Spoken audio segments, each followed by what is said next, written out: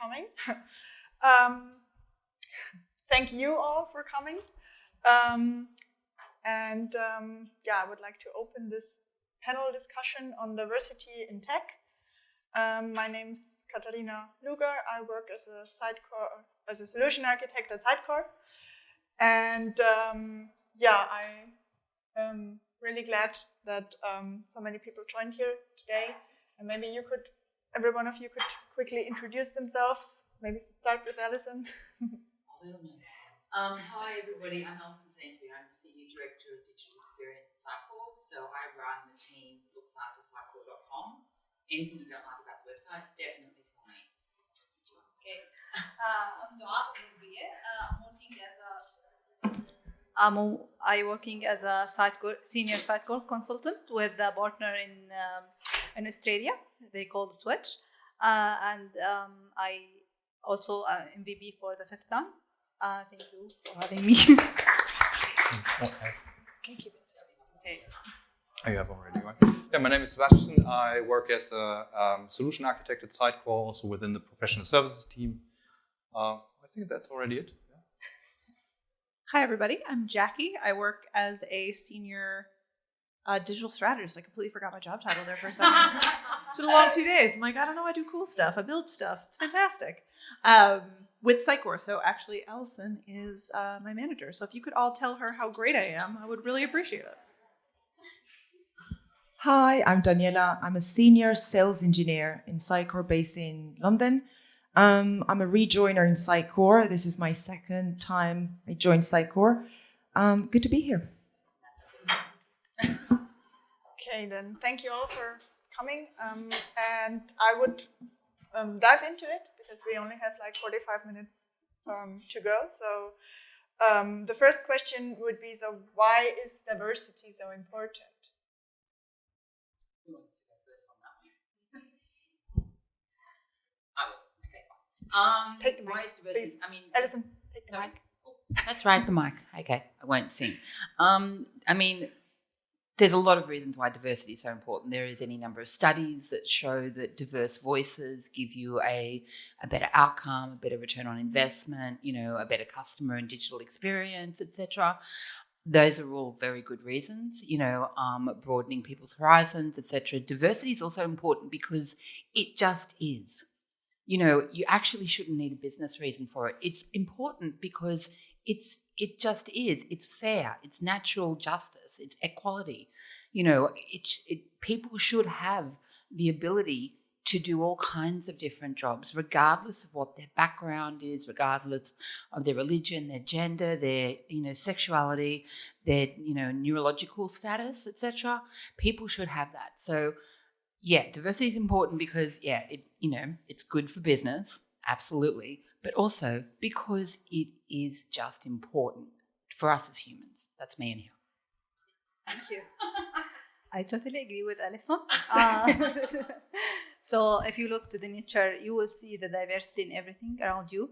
And this is give you an idea about how the world should be.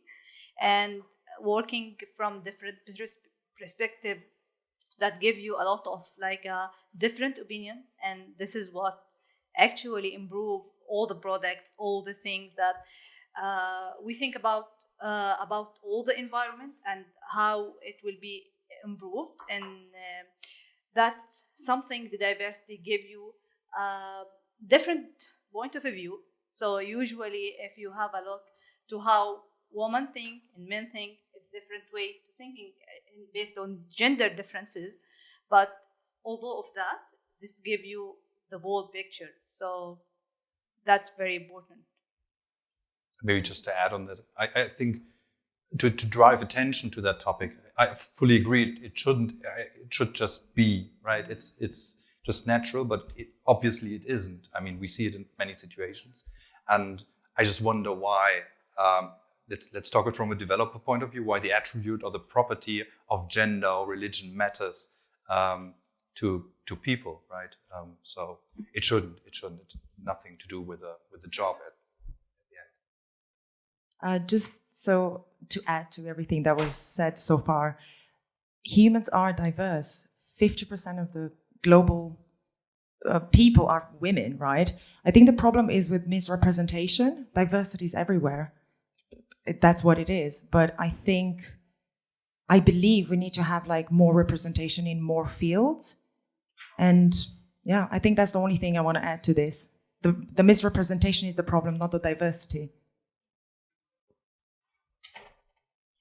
Fabulous choice going last after all of those great points. But one of the things that I think is so critical and does sort of come back to the point that you were making, which is, why does it matter? And the answer is there's about 2,000 years of history that lead up. We tend to behave as though everything, all of the diversity conversations that we're having, as if all of that just suddenly started happening 5 years ago, when in fact we've been having this conversation for 2, 3, sometimes even 4,000 years. So it's the arc of history, I very much want to believe, bends toward equality and justice, but it does not bend toward equality and justice on its own. It takes work, it takes effort. It's not something that you just show up one day and all of a sudden the world is the place that you wanted it to be and the place that you think that it should be. It's something that you have to work for and work toward every single day in order to have that impact, not only within your team, but also within a wider company, within a wider community, which is one of the reasons I'm so glad we get to talk about this today. Because as trite as it is, it's not just a logo on a t-shirt, but change starts with us. It starts with us making sure that we are reaching out individually to those members of our community who may not feel welcome here, and making sure that we are changing our community and adjusting our patterns of thought to make sure that we are being as welcome and inclusive as possible. I just recognize. Oh, sorry. No, I was going to add to what Jackie said in answer to your question. Humans have, through those thousands of years of history, we like people who are like us. We congregate with people who are like us. In some respects, and it's probably socialized more than anything else. But we've all seen kind of the various studies. I remember one in particular about a law firm that the lawyers would give work to other lawyers more often if their name was kind of John Smith rather than Muhammad Azkabin or something like that. Basically, because they would say, well, I can pronounce it. Good God, learn to pronounce it, you idiot. You're a lawyer. You've got a degree. You're reading out Latin all the time and you can't say Muhammad. But, humans do tend to kind of congregate with the people who are like each other, who are like them. So, the kind of blind hiring practices and things like that, they prove that happening. So that's why it has to be a discussion. That's why it has to be something that we talk about, because in one respect you might say, well, we're more highly evolved than animals in the natural world, but in some ways, not so much. Absolutely. And one of my, similarly, if we're talking about anecdotes, this is actually one of my absolute favorites. Years and years ago, and this is truly like in the 1950s, the Boston Symphony couldn't figure out why it had so few female musicians. It was a mystery. They couldn't figure out why. There was no logical reason they could think of. So they said, okay, we can solve this problem. We will have blind auditions. So they had a round of blind auditions, and the numbers didn't change at all. It was still a majority male orchestra. So then they put down carpet. It was the sound. When women come to an audition, especially in the 1950s, they were wearing high heels. And it was the sound of high heels on the wooden floor of the stage that was triggering the judges, the auditioners, can't think of that word right now, but they unconsciously were selecting against female musicians. That's not something that they intended to do, but it is something that they were able to correct for once they realized it was happening. So in many respects, I think that acknowledging that there is a problem is sort of the first step. There's a tendency, especially these days, I hear it a lot, when it's like, well, we fixed it. We solved it. We cracked the problem, and everybody can vote, and now the problem is solved. Good job, everybody. When in fact, that is not the case. So continuing to make sure that we are being, as I said, as inclusive as possible, but also trying to be aware of some of those those issues that do present themselves in our hiring practices, especially. There are things we can do. There are ways that we can solve these problems. That's more of a systemic and corporate-based issue, though, than it is an individual issue, which is where the conversations get a little bit harder to have. What I wanted to say, I just recognized that the audience is also very split evenly between origins, gender, and everything. So that's really great. That shows also the interest from all sides of cultural reasons and also gender, which matters. So I'm really happy that it appears like that. I just would like to ask Catalina, Yeah. how do you would like to run this roundtable? Because I think many of the audience also would like to join, so I don't know if you are open to that. Sure. If anybody would like to, just raise your hand like Tamas did. Seemed to work, right? Maybe Anna can take the mic. So, do you have a question? Yeah, but I don't need a mic. I think everybody can hear me, right? It's the recording. For the recording. For the recording. I feel more self-conscious. I think what was interesting about what you were saying is sometimes also there's a bit of a self-fulfilling prophecy. So we'll see a situation where people kind of are used to seeing these numbers reflecting a certain group of people. And so they kind of call it quits before trying because they've seen others go through the process time and time again and not seeing the results they like. And I think that's one thing that we can still do on a grassroots level that we have control over, which is keep pushing the numbers irrespective of the results, because no matter how much we change the system, if we've given up on it as individuals, we've lost already, right? So that's something I think we can work on as individuals. Yeah. I have an anecdote relevant to that. Okay, so I'm not going to name names, all right? Don't ask me, I'm not going to name names. But one conversation that I have had at Sitecore when pointing out that a certain technical team was all male, and, said, you really need to bring some women into this team, was that the leader of the team was like, oh, I know, it's terrible, but there's just no women in the development, kind of coming up in the development community and stuff that I could hire. And I was like, I bet there is. Okay, you just need to start looking and stop hiring, 30-year-old guys with neatly shaven beards. It's just like, not you, Sebastian, obviously, because that beard's not. But literally they're kind of saying, oh, but there's no women kind of coming out of uni with software skills or what have you. And I'm like, I really think there is though.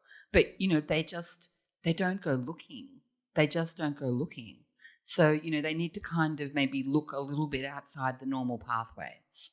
That's definitely a thing.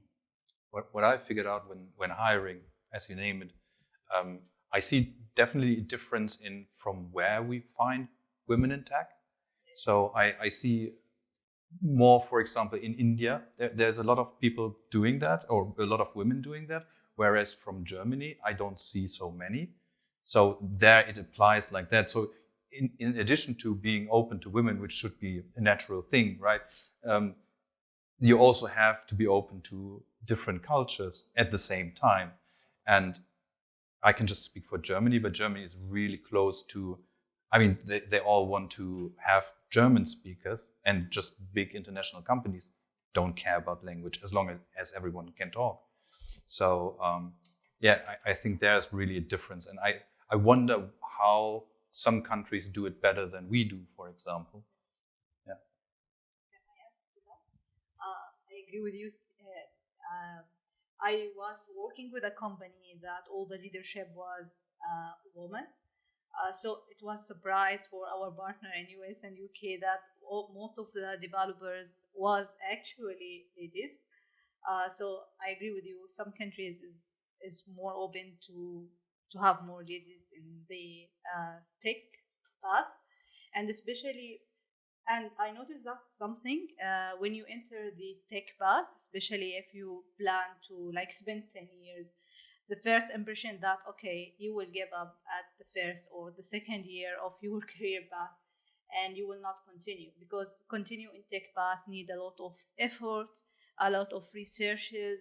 So most of the like idea about the women that they will not continue like for 5 or 10 years in this path, you will be shifting to maybe care of your family or something like that. So I think there is no encouragement, especially at the first step in your career path, to continue at that path. Although I find a lot of great women continue and spend more than 10 years in these steps.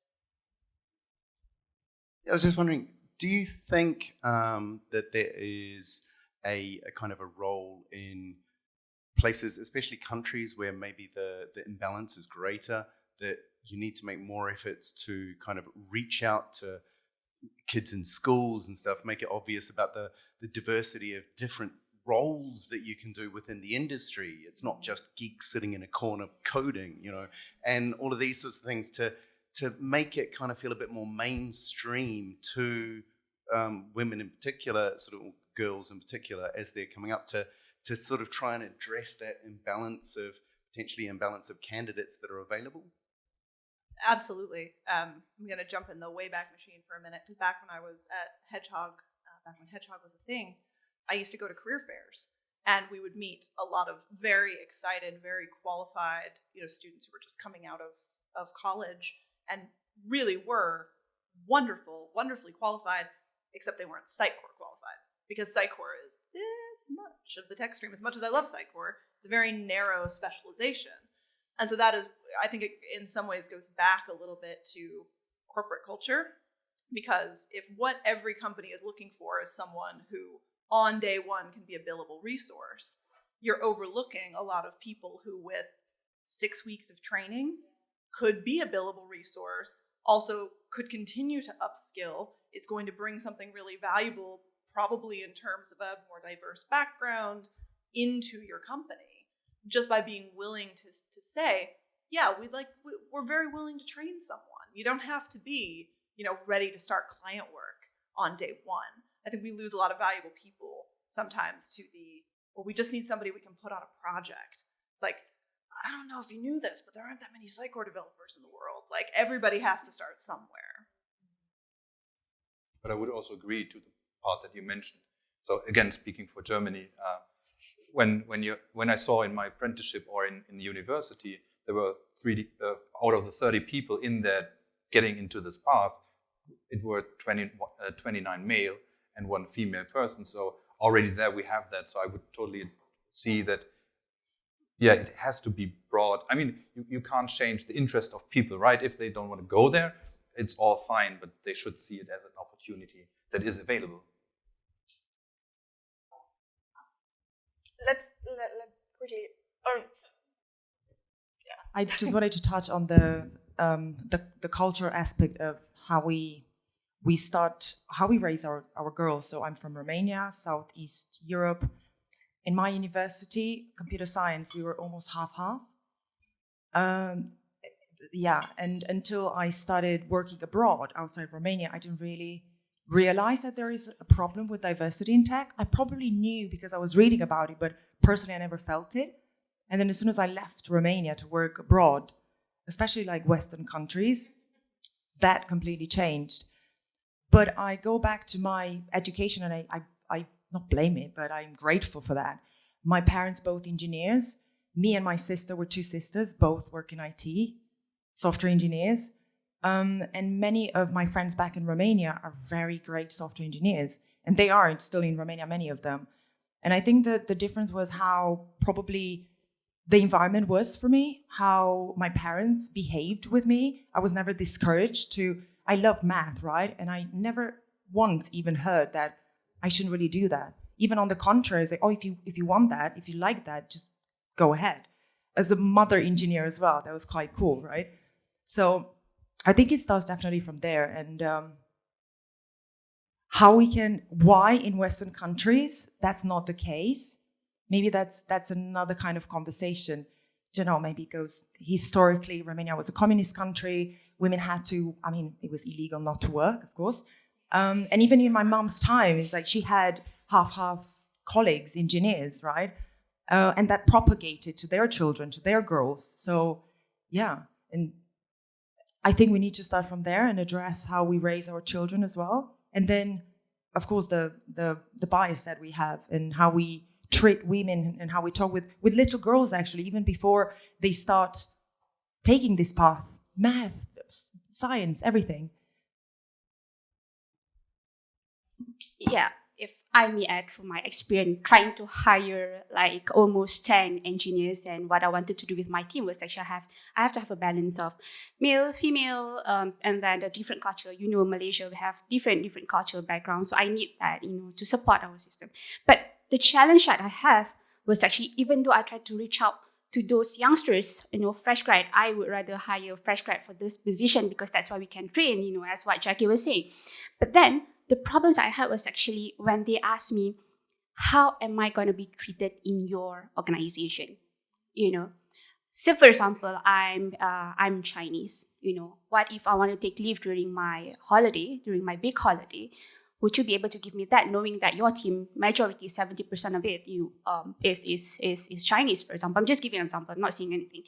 And I think the bigger responsibility that we have as an organization, Sitecore, since I'm with Sitecore now, is how can we show it to them that we are diverse? We practice that. It has to go beyond showing videos like, I'm a woman, Sitecore treats me well. But there's a different mechanism that we have to think of on how we want to reach to these people, different background, different gender, those kind of things. So, yeah, that's what I think. Thanks.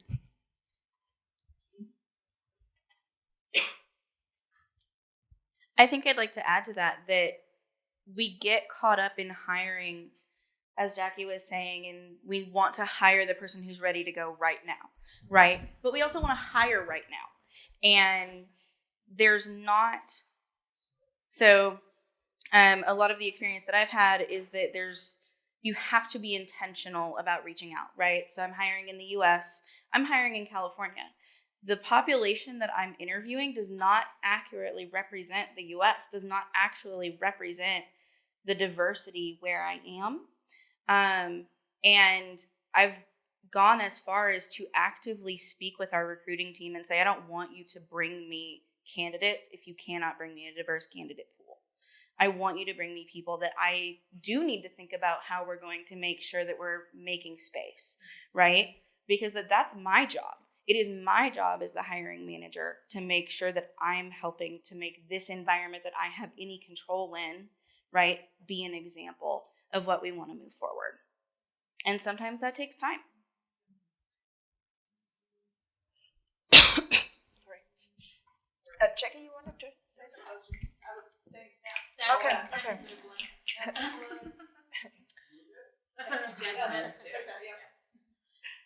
So I want to bring a different perspective, kind of like you were talking about Germany. So the company that I was talking about is our company.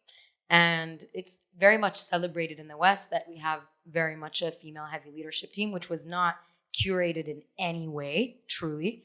But of course, we do get accused of that locally. Because one, it's uncommon. And two, it's not very liked.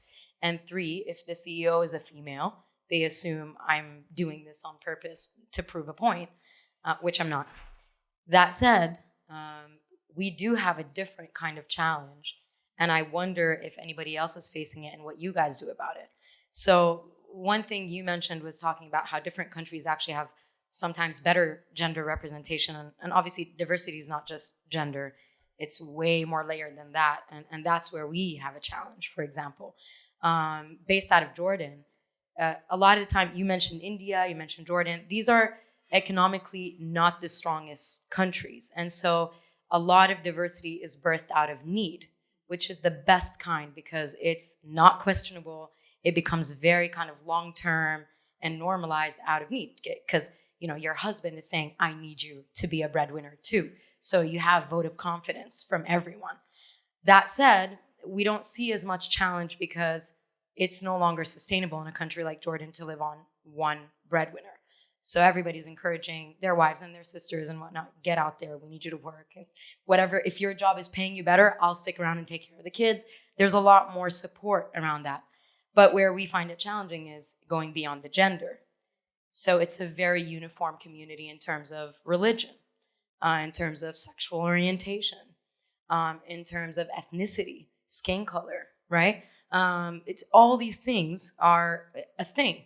And so in Jordan, you'll see a lot more celebration of, yeah, we're women in tech. And there's a lot more kind of girl programs that are targeted all the way from school to university.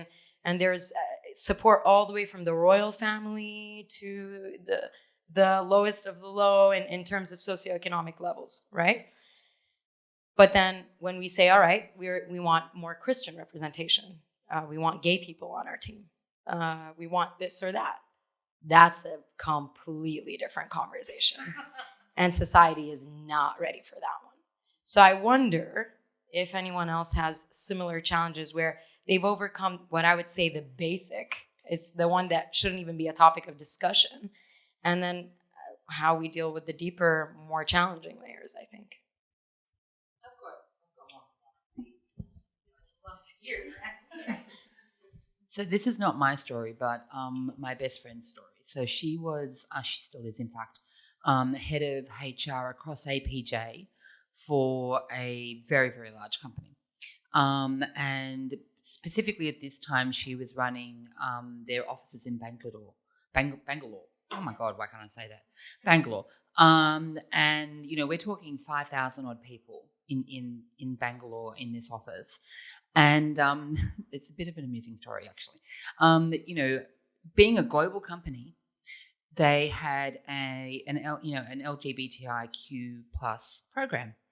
And so, you know, she kind of was like, okay, guys, we're going to get in the room. We're going to talk about this program. What does this mean? It's like, you know, blah, blah, blah. And she went through it all and she was like, oh, great. Any questions? You know, they're all nodding. And somebody puts a hand up and says, excuse me, what does LGBTIQ mean? And she was like, oh, all right. So lesbian, gay, bisexual, intersex, transsexual, or queer plus. And they were like, oh, no. We're not doing that. And you know, my best friend, who is about that high and blonde and like skinny and made of pure steel, she said, no, you will be doing that. We work for an international company and that's what you will do, or you can go work somewhere else. Okay. And it really does kind of come down to that because they won't move on their own. You've got to make them. And she said, we work for a global organization. This is the policy. This is what we will do. If you don't like it, there's the door. And it's sometimes you know, to do that, you've got to have somebody senior enough who's going to make that call. But, you know, you need to make that call because the alternative is saying, well, no, you can, you know, keep your prejudices. We're going to hire some people and then their life's going to be miserable. Okay, so, you know, you kind of sometimes you need to flush them out and say, this is what we're doing. You don't like it, you can leave. This is not the environment for you.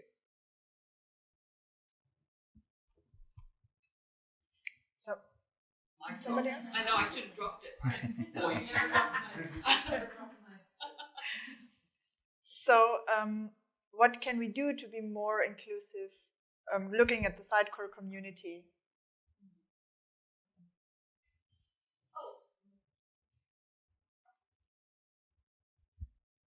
Mentoring in particular. I feel like there's a lot. I don't need more people who look like me doing this job. But the thing I was going to say is that not only is there outward discrimination, there's often subtle discrimination that happens. I happen to have a coworker who is a overbearing person. Sarah will know who I'm talking about because every conversation, like he literally talks over people. And I've talked to him directly several times and he's getting better, but it still is an action item where like, I feel it's my responsibility to, when we're in a group meeting and I see that it's him and 4 women, and they're all being quiet because he's a force to be reckoned with. Like, you can't talk over him. When he takes a breath, I'll be like, wait, Sarah, did you have something you wanted to add? And make sure that we're pulling that out or advocating for those people who maybe don't want to challenge somebody in a very direct way. That's one thing we can do to help address that.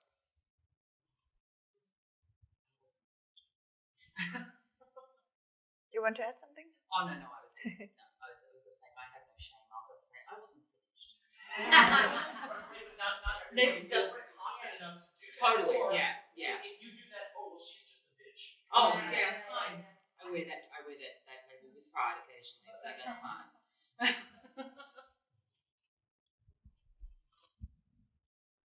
Just to add on your point, I think we do need male allies because in some environments, women are just not listened to. So if there's another male present, then they should, wait a second, she wasn't finished. And I think by ourselves, I don't think we can really reach that point. And on the topic that you were saying, I think that can be taken outside of the IT sector. And if we nail this, we nail the world's problems, you know? How do we handle racism in general? How do we handle, diversity from so many layers? And I think we haven't yet nailed it. So that's why it's really a difficult conversation. So how do you change the whole system, right? Is like, be more vocal. I'm all for like activists and just go out there and just disturb stuff and just make sure that what the status quo is just not right and that needs to be changed now. But that was a little more active than I meant to be. I will say, and this is one of my not my favorite soapboxes to get on, but one of the things that I feel is very important that we discuss.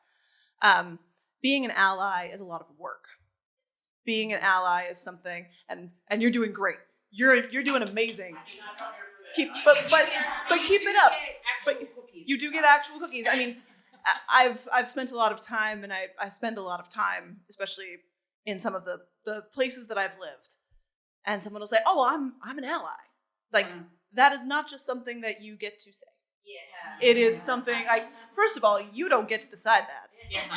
The community that you are claiming to be an ally of, they get to decide who the allies are. And the allies of those communities are the people who show up. They're the people who show up and who listen and who say, how can I help? And when you say, you can help by making sure that the overbearing person whose name I don't know is being more respectful of like the women, make sure that the women in the room have the time to talk. You can help in these ways. And then you show up and you actually do those things in those ways. We have a couple of ERGs at Sitecore, which we're very proud of and spinning up, and we're getting a lot of good work done. But one of the things that we've had to make very clear in all of those ERGs, when it says it's for this group of employees and their allies, is like the ally part is a work job. It's not an honor job, as my grandmother used to say. When you say you're an ally, that takes effort and it takes time and it takes work. And that is something to keep in mind before you say I'm an ally. What have you done to help that community? How have you helped in concrete, specific ways? How can you help?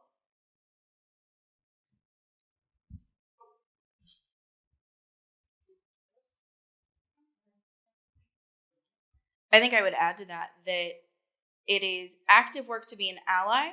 It is also something to recognize that there is active work being done, invisible labor that is being done by people who are marginalized in a room, right? And that showing up, like saying, well, why aren't the women speaking up in the room? Like, I'm sorry, that's not the question. They're already doing other labor to be in that space, right? Queer folks, we are already doing other labor to be in the space, right?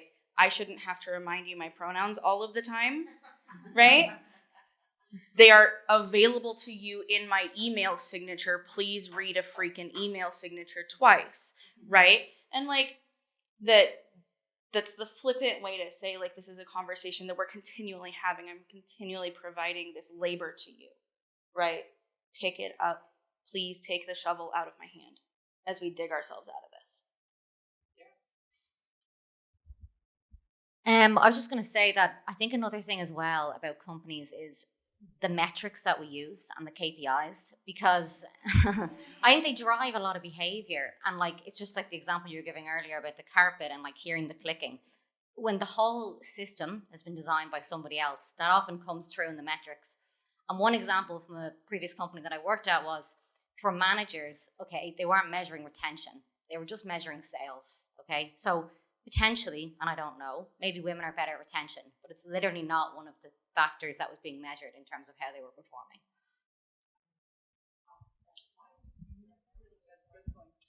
All right, so we recently had International Women's Day. Okay. Hashtag bullshit. The hashtag, by the way, was not break the bias. It absolutely was not. That's a private company that's taken that over. The actual theme of International Women's Day was around the effect of climate change on marginalised communities and women. Okay, it was not break the bias. That is a private company that has spent a lot of money. There's a whole bunch of articles. I'm happy to send it to any of you. It is a private consulting company that spends a lot of money to win Google search, convince everybody that they actually set the theme for International Women's Day, and they then turn around and leverage that cachet to work with some of the worst goddamn organizations in the world, okay, and make big bucks at it, right? Anyhow, so that's one of the reasons I had no part in International Women's Day this year, okay? I was like, I'm not doing this. But also because, and this is kind of what we've been talking about here, I'm not the problem, okay? We're not the problem. The problem is in the people who are not, who are not in that minority, and women aren't the minority, but, there's two words that are the problem, a phrase that is the problem, and it's the problem behind sexism, it's the problem behind racism, it's the problem behind climate problems, as per Daniela's t-shirt, and it's toxic masculinity. And the only way that gets stopped, thank you, the thing is with the toxic masculinity, it's not going to stop because a bunch of women or a bunch of, gay people or lesbians or, people of brown skin or whatever it might be stand up and say, this isn't good, you shouldn't do that. They're going to be like, yeah, look, I care what you think, okay? It stops because other men say, stop it. It's not okay. Stop it. Let her speak. She wasn't finished, okay? That's why it stops. So for me, I focus what I do it's a think small thing, right? I focus it on lifting up the women that I know and helping them and mentoring them. I can turn around and say, excuse me, I was not finished when somebody interrupts me. But I've got the hide of a rhinoceros, and I learnt that over a long time, okay? Wasn't born like that. I will very happily, this is an offer to you, I will very happily mentor any woman who wants it. Okay, I will put some steel in your backbone whenever you need it. I am here for you. Jackie knows this. I'm just going to be like, I'll be your cheerleader. I'm going to give you every opportunity I can, all right? Because I try to, again, I don't need to do all the labor. I'm going to think small. I'm going to do what I can. I can't change the system. I can change it for individuals, and then that provides more representation. I will be like, I'm going to put a woman on stage. I'm going to put a person of color on stage. I'm going to put, an openly gay person on stage. I can do that. The men need to do the rest. Tamas? Yes, first of all, I'm glad that we started these discussions because this is one of the first at the history of the user group conference. So I think hopefully we stepped at least one foot on the right path, and that's acknowledging everyone. Thank you for being here. Thank you for talking about this. The second one, I think, is really that we have to realize that this is just the first step, and I really would like to invite everyone that we continue this, not only at the user group, but like doing webinars, doing everything, because as we discussed, like being a mentor, being an ally is a thing, but like people has to, as we discussed with the the climate thing, we have to realize that it is there. Some people, I think, still on a level that they still in denial. So we have to educate, we have to help them. And also in many cases, I think I'm kind of good enough in knowing where we are and what I need to do and how I can change things. But there are areas where I'm not. Like I try to talk to Dua or Ishraq or Shakla about, like, I don't know how it is in Jordan. I don't know about anything about their religion or their things. So I need education. I need to learn it from everyone, different backgrounds, different people. And I think the community needs that. And the same goes for any other areas where I'm not expert on. So I'm happy to learn, knowing that we can take it forward and talking about it. I think that's something that we really have to encourage in the community. And I will do everything on my side to make that happen. Just quickly second what Tamar says. I think it's all about feedback also. I mean, I don't know whenever I hope I'm not, but I wouldn't recognize probably if I'm doing something which I shouldn't do. So I need just the feedback for it, and we need to practice. I mean, I think we've left, or we're still some kind of in the phase of mentioning that this is a topic and bringing it up on stage, for example. Now we need to practice because it is not yet the normal for everyone, but we need to go there. And I think that requires a lot of practicing. And for some people, more practice, for some people less. But yeah, so it can become normal and we don't have to talk about it anymore.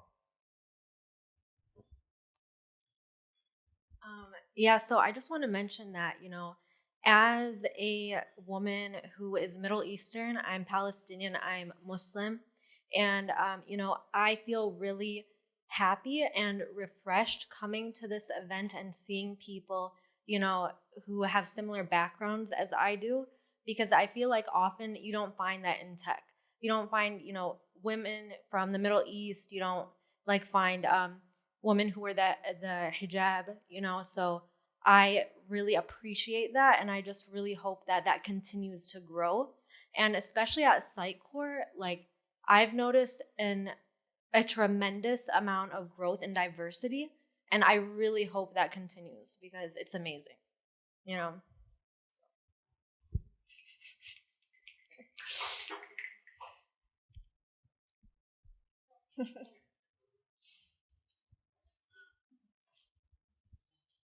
So just on the Palestinian point, I want to bring up something that might be a little bit sensitive. Just because we're doing it. Let's go all out. It's actually what you were talking about. Like, do we need to go out there and disturb and kind of cause ruckus and be rebels and make a difference?